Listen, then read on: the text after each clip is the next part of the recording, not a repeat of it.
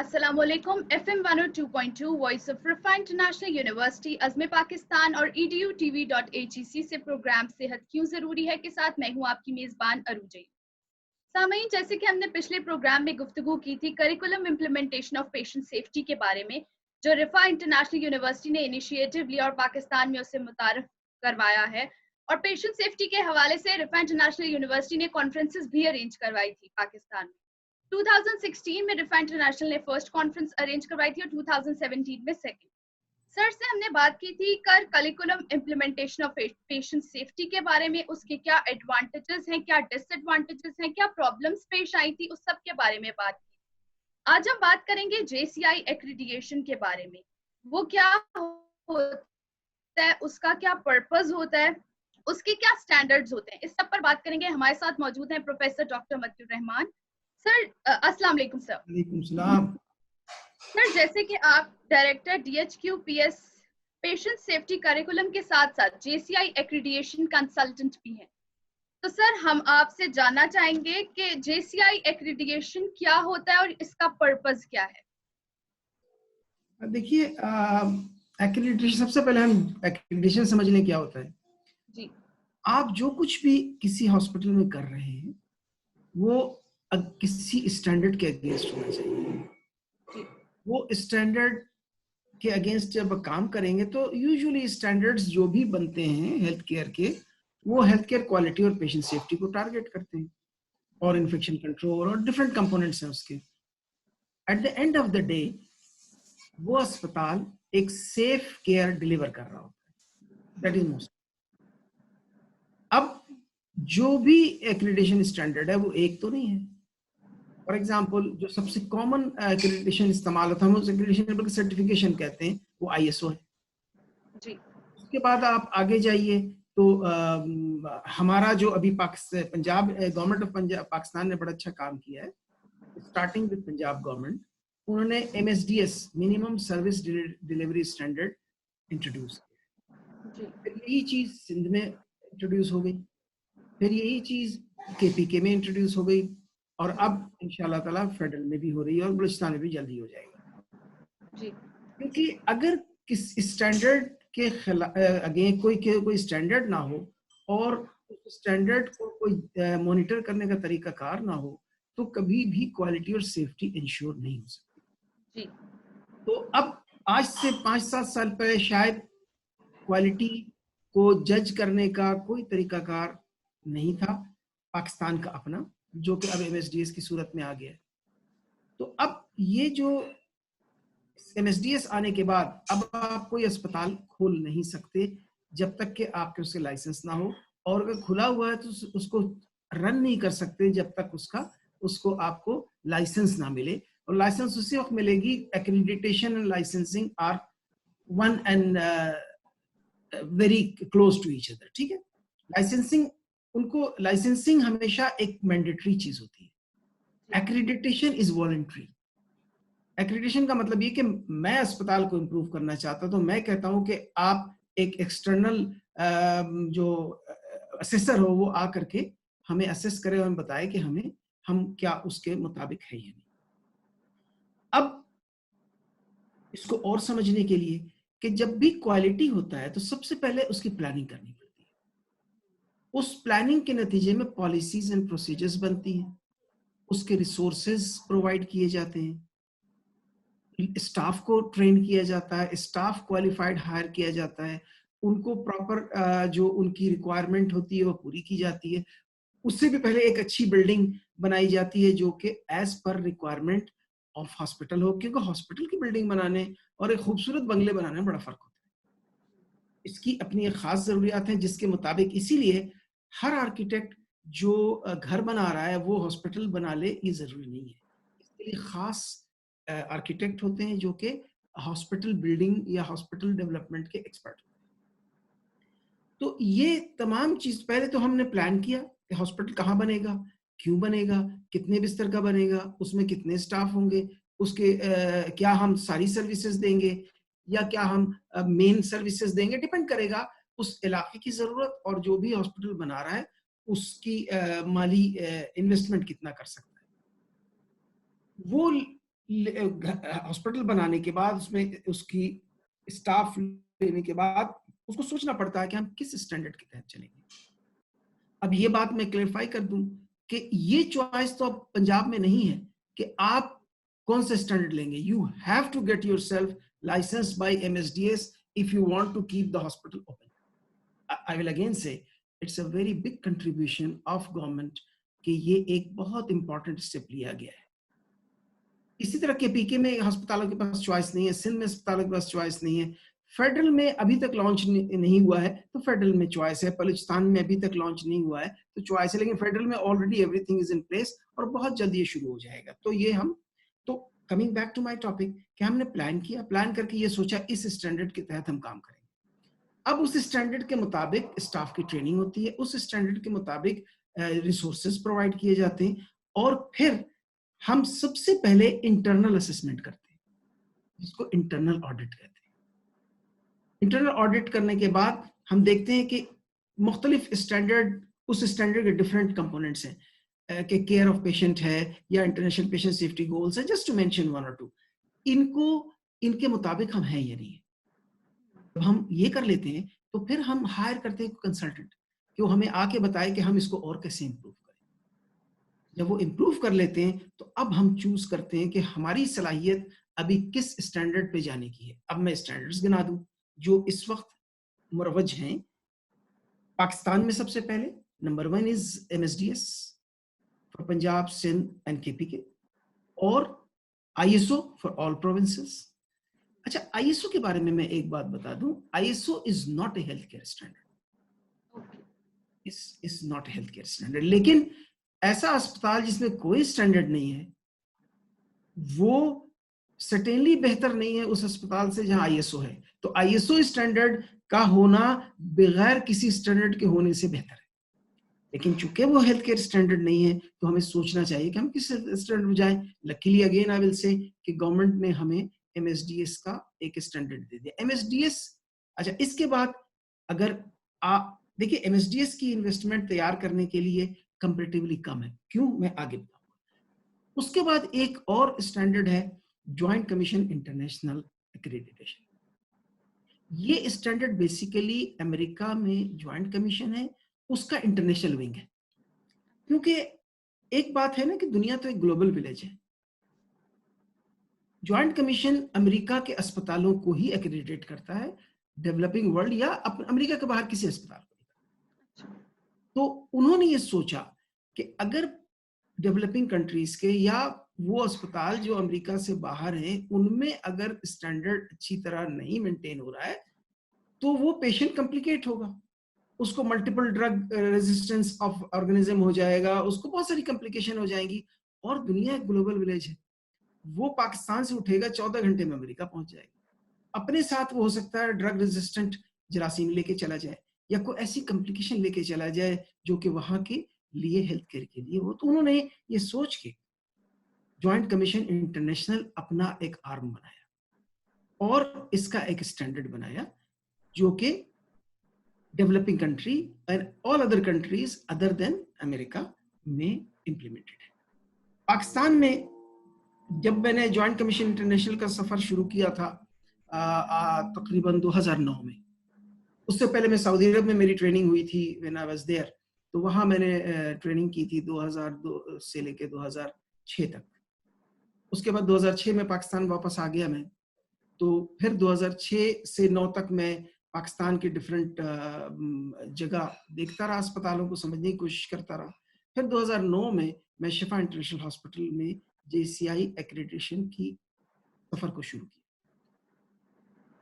और बहुत कुछ सीखा। तो ज्वाइंट कमीशन इंटरनेशनल उस जमाने में सिर्फ और सिर्फ एक अस्पताल था पाकिस्तान में, वो था आगा। लेकिन अल्हम्दुलिल्लाह अब शिफा इंटरनेशनल अस्पताल भी एक्रेडिटेड है। अब शौकत खानम के भी दोनों अस्पताल, लाहौर पेशावर दोनों के। मैं आगे आपसे यही सवाल करने वाली थी कि कौन कौन से हॉस्पिटल्स हैं इसमें। तो ये अभी 3 बड़े अस्पताल तो हमारे एक्रेडिटेड हैं और इंशाअल्लाह ताला और भी बहुत सारे अस्पताल कोशिश कर रहे हैं, लाहौर के भी और बाकी जगहों को, पेशावर के भी। तो इंशाअल्लाह ताला ये हो जाएगी। तो अब ज्वाइंट कमीशन इंटरनेशनल स्टैंडर्ड में के अच्छी चीजों को लेकर के और ऑस्ट्रेलियन स्टैंडर्ड और दूसरे स्टैंडर्ड्स को दे करके पाकिस्तान के हालात के मुताबिक MSDS बनाया गया और वो अब इम्प्लीमेंटेड है। तो ये इसमें फायदा ये है कि ज्वाइंट कमीशन इंटरनेशनल जो है वो एक एक्सपेंसिव एक्रेडिटेशन, ये बड़ी सादा सी बात है कि उस ज्वाइंट कमीशन इंटरनेशनल एक्रेडिटेशन के लिए आप जो तैयारी करते हैं उसकी स्टैंडर्ड सर्टेनली एक आम अस्पताल नहीं अफोर्ड कर सकता। गवर्नमेंट के हॉस्पिटल्स में बहुत मुश्किल है इसका करना, क्योंकि इंशाल्लाह करेंगे हम, लेकिन ये मुश्किल है। लेकिन MSDS के स्टैंडर्ड चूंकि वो कस्टमाइज्ड हैं और उन्हीं चीजों को लिया गया ज्वाइंट कमीशन से, ऑस्ट्रेलियन से, जो कि हमारे हालात में आसानी से इंप्लीमेंट हो सके और साथ साथ हमारे मरीजों की क्वालिटी ऑफ केयर और सेफ्टी कंप्रोमाइज ना हो।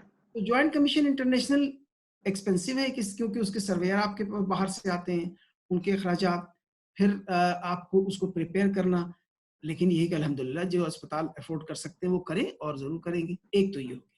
फिर इसके बाद और स्टैंडर्ड है जो कैनेडियन हेल्थ केयर स्टैंडर्ड है, Australian health care standard, even India has health care standard.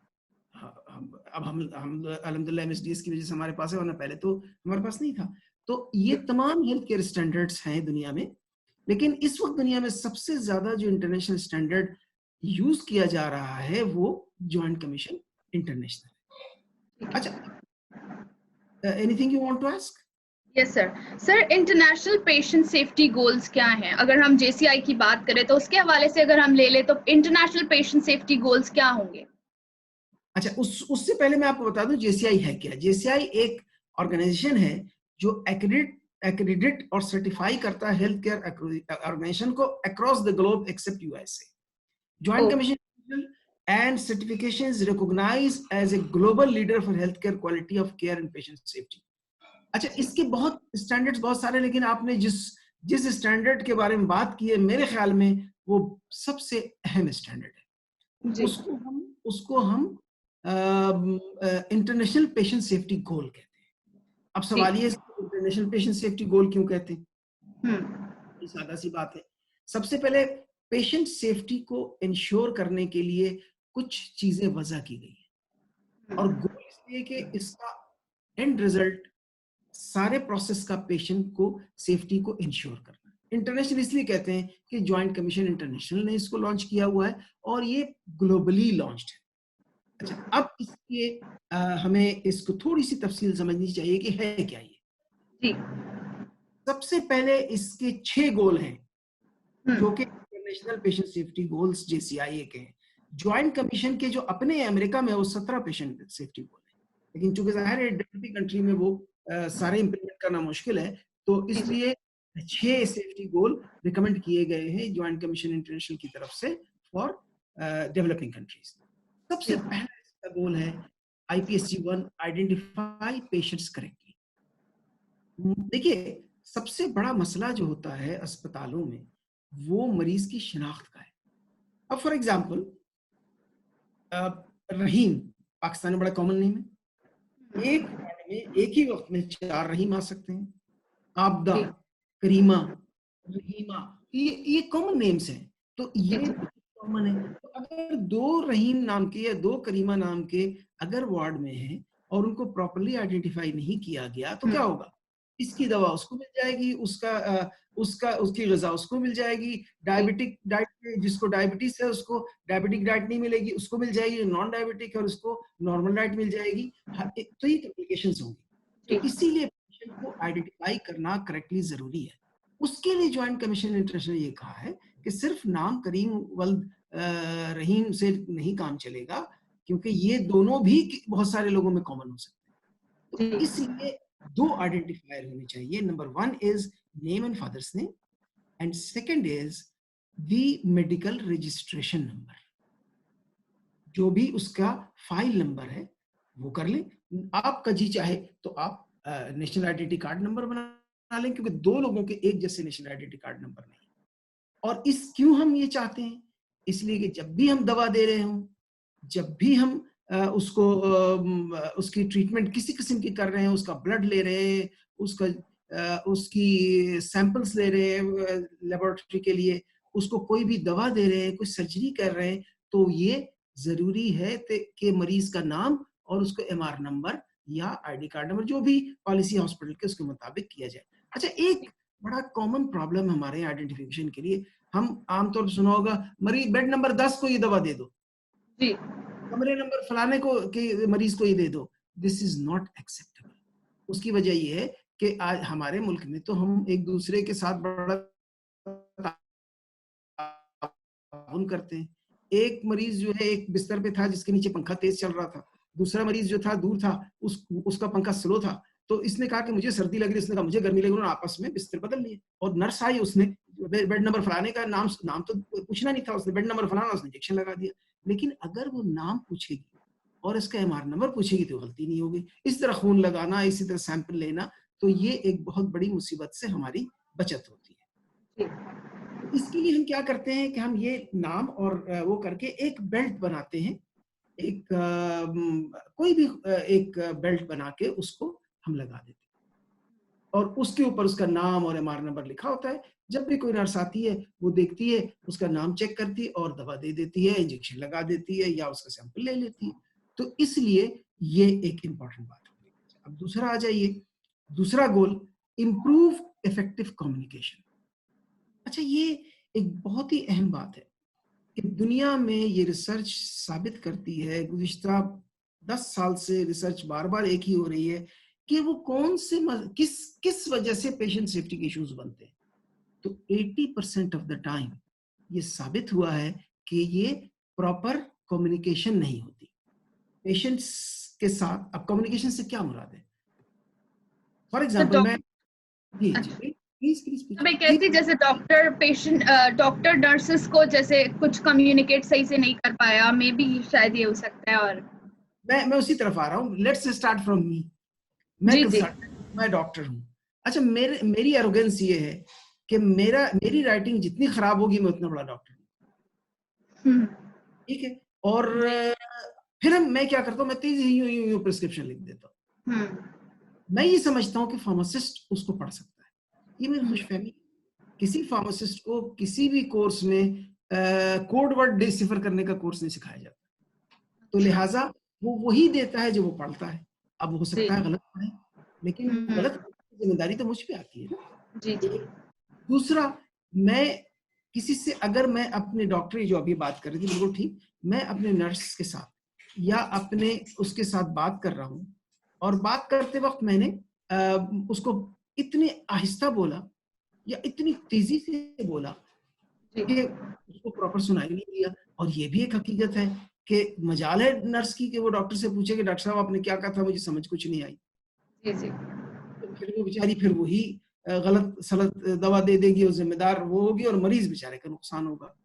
फिर उसके बाद कम्युनिकेशन में ये भी है कि पॉलिसीज हम जो बना रहे हैं कि मिसाल के तौर पर इन्फेक्शन रोकने के लिए हाथ धोना है, इसकी पॉलिसी बनाई, उसके स्टेप्स बनाए।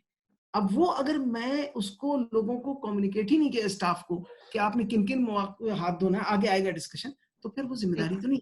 तो हम्म। कम्युनिकेट करना जरूरी है। और एक बात याद रखिएगा कि we write for others to read, और हमारा तो ये हाल है कि अब खुद अपनी राइटिंग दोबारा नहीं पढ़ सकते। अच्छा, कम्युनिकेशन में एक और बहुत बड़ा मसला होता है। जाहिर है कंसल्टेंट डॉक्टर हर वक्त मौजूद नहीं होता वार्ड में। अब जी। नर्स ने या उसके रेसिडेंट नर्स ने डॉक्टर को कॉल किया है, डॉक्टर ने अपने कंसल्टेंट को कॉल किया कि सर ये मसला है, ये दवा देनी है, उसने कहा दे दो, ये फला दवा दे दो।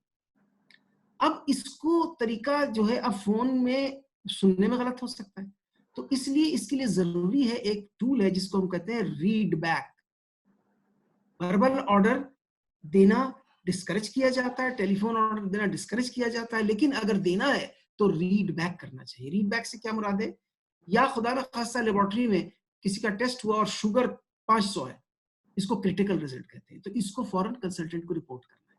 अच्छा, वो लेबोरेटरी वाले ने कहा सर वो फलाने मरीज का 500 था, मैं भूल गया किस मरीज का था। जी। तो इसलिए जो भी रिपोर्ट दे रहा है उसका फर्ज है कि वो बताए कि ये मरीज, इसका एमआर नंबर ये है, इसका ये जो है ऑर्डर, आप इसकी ये तकलीफ है, तो जब मैं कहूंगा कि आप इसको फॉर एग्जांपल इंजेक्शन लगा दीजिए एविल का एलर्जी के लिए, तो इमीडिएटली जो सुन रहा है मेरे इस ऑर्डर को, उसका फर्ज है वो ये कहे जहां तक मैं समझ पाया या पाई हूं, आपने मुझे ये कहा है कि इंजेक्शन एविल, AVIL एविल जी मिलीग्राम 10 mg इंट्रावीनस या इंट्रामस्कुलर मुझे लगाना है। फिर जब मैं ये कह दूंगा यस यू आर राइट, फिर ये लूप कंप्लीट होता है। जी ठीक है। इसी तरह क्रिटिकल टेस्ट का मुझे अगर किसी ने बताया 500 है, तो मेरा फर्ज है कि मैं बताऊं कि आपने मुझे ये बताया, इस मरीज के बारे में बताया जो फलां वार्ड में दाखिल है, फिर ये लूप कंप्लीट होता है। तो ये अगर नहीं हम करेंगे तो मसला हो जाएगा। एक और जो चीज होती है कि कम्युनिकेट करने के लिए, फॉर एग्जांपल IV हम लिखते हैं इंट्रावीनस, अब हम IU इंटरनेशनल यूनिट लिखते हैं इंसुलिन के लिए या किसी और चीज के लिए। अब जल्दी में अगर हमने IU लिख दिया और किसी ने IV पढ़ लिया तो बहुत गड़बड़ हो जाएगी। तो इसलिए कुछ चीजें हैं जो इजाजत जिसकी नहीं है कि आप जैसे मिसाल के तौर पे 0.5 मिलीग्राम, ठीक है। अब 0.5 मिलीग्राम, पॉइंट छोटा सा अगर नहीं पढ़ागे तो 5 मिलीग्राम हो जाएगा, तो आप अंदाजा करें 10 गुना डोज लग जाए। इसलिए हमेशा उससे पहले 0 लगाना लाजमी है, और कभी भी 5.0 नहीं लिखना क्योंकि वो 50 समझा। तो ये कुछ चीजें हैं जो कि जरूरी होती हैं इसके लिए, कम्युनिकेशन के लिए, तो प्रॉपरली कम्युनिकेट करना लाजमी है। अच्छा, गोल 3 का है improve the safety of high alert medications. कुछ दवाइयां ऐसी होती हैं जो कि बहुत अच्छी होती हैं, बहुत फायदे की होती हैं, लेकिन वो अगर गलत लग जाए तो बहुत खतरनाक होती है। मिसाल के तौर पर इंसुलिन है, मिसाल के तौर पर सिंपल पोटाशियम है, जो कि अगर किसी को पोटाशियम डायरिया हो जाए, पोटाशियम कम हो जाए, तो वो उससे उसकी जान बच सकती है देने से। लेकिन अगर उसका लेवल नॉर्मल हो, उसको देने से उसकी जान जा सकती है। इसकी एक मिसाल आपको बताऊं कि कराची के एक अस्पताल में आपने सुना होगा, एक बच्ची को गलत इंजेक्शन लग गया, वो मर गई। जी जी वो कहानी सादा सी ये थी कि वो बच्ची, उसको दस्त आ रहे थे बहुत ज्यादा, उसका पोटाशियम कम था और उसको पोटाशियम लगना था, वो इंजेक्शन गलत नहीं लगा था। लेकिन हुआ ये कि नर्स ने डॉक्टर को ये सही नहीं बताया कि इस बच्ची का वजन कितना है, इसकी उम्र कितनी है। उसने कहा इसको डायरिया हुआ था बच्ची को, और इसका उसने कहा लगा दो। उसने पूरी एम्पूल लगा दी, जबकि उसको शायद 1/4 एम्पूल क्या 1/8 एम्पूल की जरूरत थी उसके वेट के मुताबिक। तो इसलिए ये जरूरी है कि हम प्रॉपरली इन दवाओं को हर जगह ना रखें। इन दवाओं को हम एक खास अलमारी में रखें और उसके ऊपर रेड अलर्ट का एक निशान लगा दें कि क्या है। ठीक है, ये हो गया। फिर है IPSG-4, ये बड़ा इंपॉर्टेंट है, ये सर्जरी। अच्छा, ये भी कहा जाता है कि पेशेंट सेफ्टी के जो हैजर्ड्स होते हैं उसमें सबसे कॉमन जो है वो सर्जरी में होता है, क्योंकि एक जरा सी गलती से जान जा सकती है। अब इसमें इस गोल का नाम है IPSG-4, इंटरनेशनल पेशेंट सेफ्टी गोल 4, ensure correct site, correct procedure, correct patient surgery.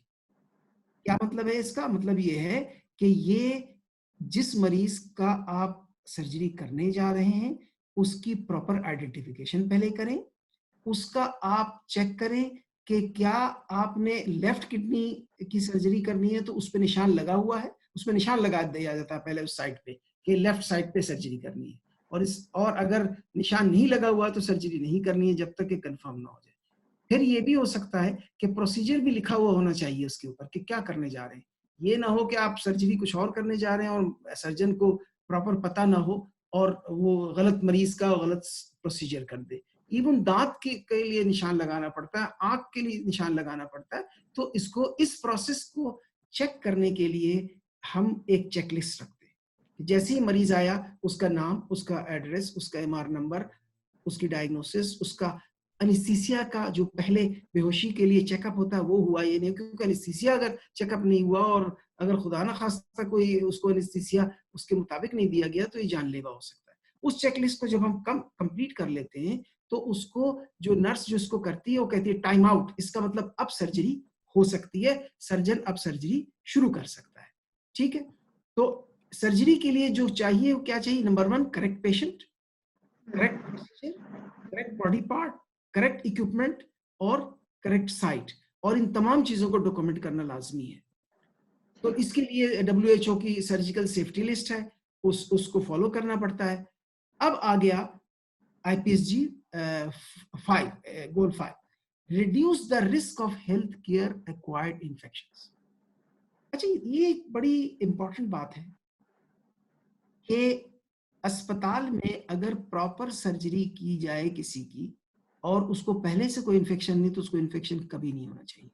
अगर हो जाता है तो उनको सर्जिकल साइट इन्फेक्शन और ये किसी भी अस्पताल की फेलियर है। हेल्थ केयर एसोसिएटेड इन्फेक्शन होते हैं लेकिन बहुत कम होते हैं और उसकी बचाव के लिए जो टूल है वो दो बड़े अहम टूल है। सबसे बड़ी अहम टूल ये है कि आप हैंड वॉश करें। कोरोना के ज़माने में तो अभी मुझे बड़ी खुशी होती है कि पूरी कौम अब हैंड वॉश करने की माहिर हो गई है, ये बड़ा अच्छा हुआ है। तो इसको प्रॉपर्ली हैंड वॉश करना है। अगर सर्जरी से पहले सर्जन को बहुत अच्छी तरह हैंड वॉश करना है, पेशेंट को बहुत अच्छी तरह क्लीन करना है और वार्ड्स में एक मरीज को छूने के बाद दूसरी मरीज को जाने से पहले हाथ धोना है। हाथ धोने के दो तरीके हैं, वो मैं बाद में आऊंगा जरा डिटेल में, लेकिन यहाँ पे ये बता दूं कि हमारा फर्ज जो है आईपीसी 5 ये कहता है reduce the risk of health care infection.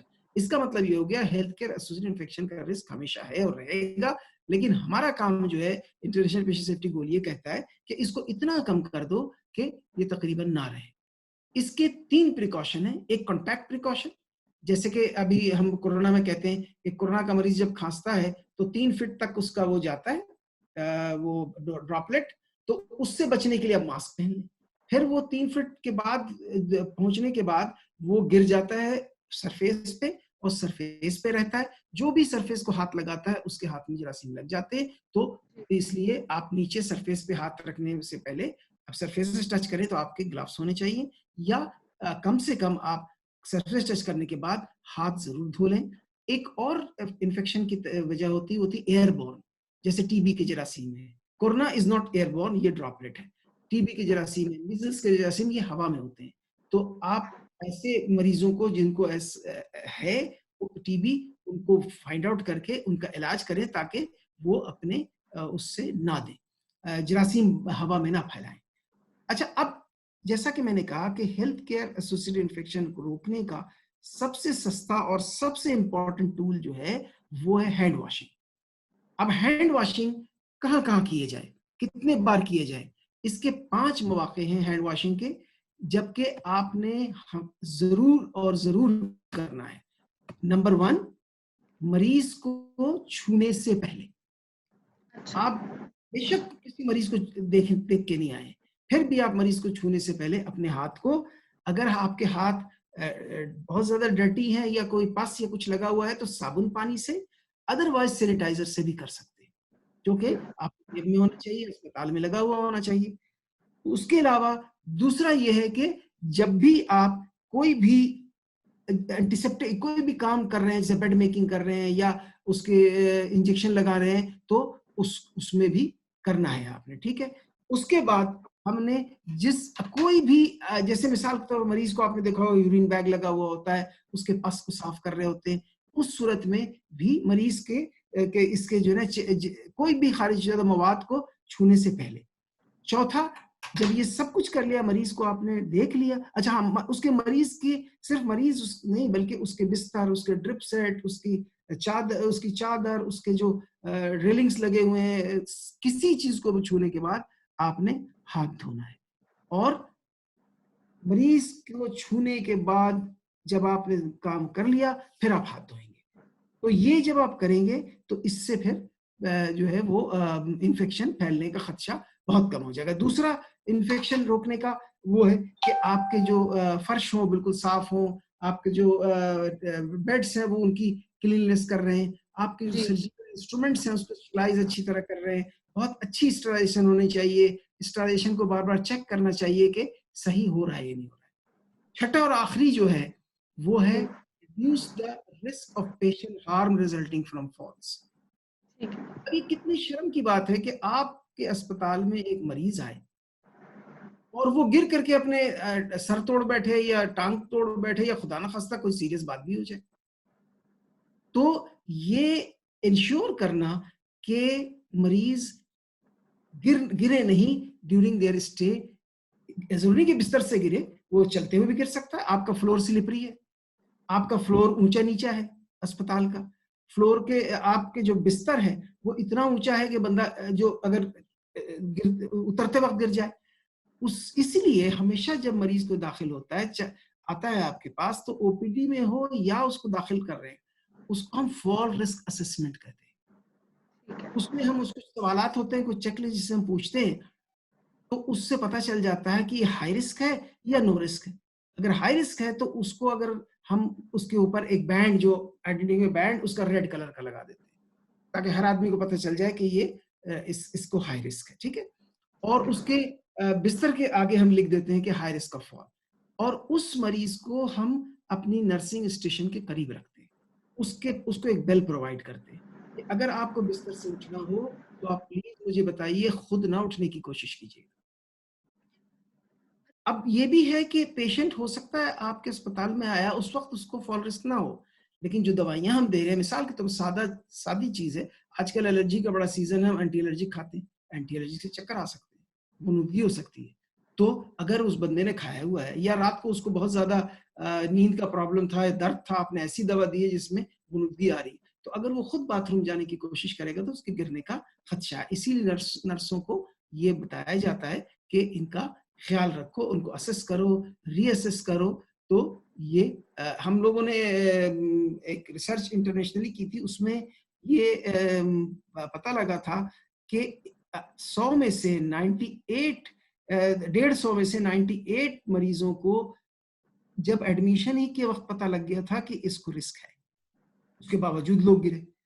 इसका मतलब कहीं ना कहीं कोई मसला हुआ।